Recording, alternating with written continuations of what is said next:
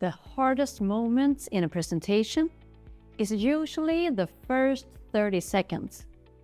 Your heart is beating faster, everyone is looking at you, and suddenly your English feels small.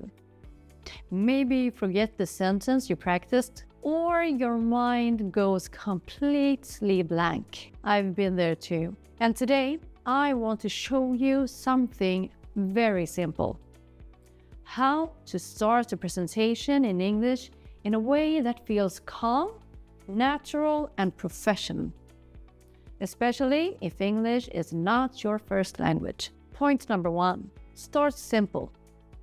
Many people think the first sentence of a presentation needs to sound impressive, something very advanced, very polished.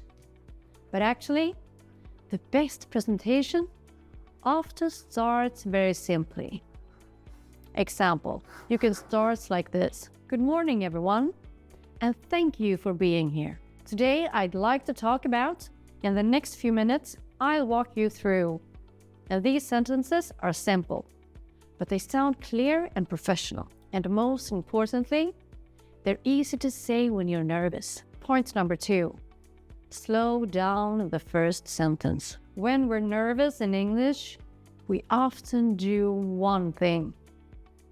We start speaking too fast, almost like we want to get the scary part over with. But slowing down the first sentence changes the entire feeling of the presentation. Example, instead of rushing through, you pause, you breathe, and say, good morning, everyone. Today, I'd like to talk about something many teams struggle with.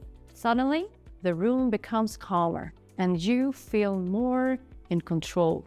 Point number 3, give people a roadmap. Another trick that makes presentations easier, especially in a second language, is giving your audience a roadmap.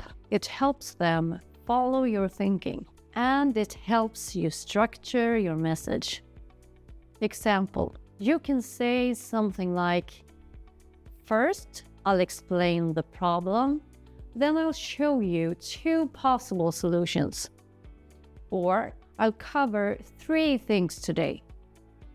Now everyone knows what to expect, and you've already structured the presentation in your own mind. I remember giving a presentation early in my career. It was in English, and I had practiced my opening sentence many times. But when I stood there in front of the room, my brain suddenly felt empty.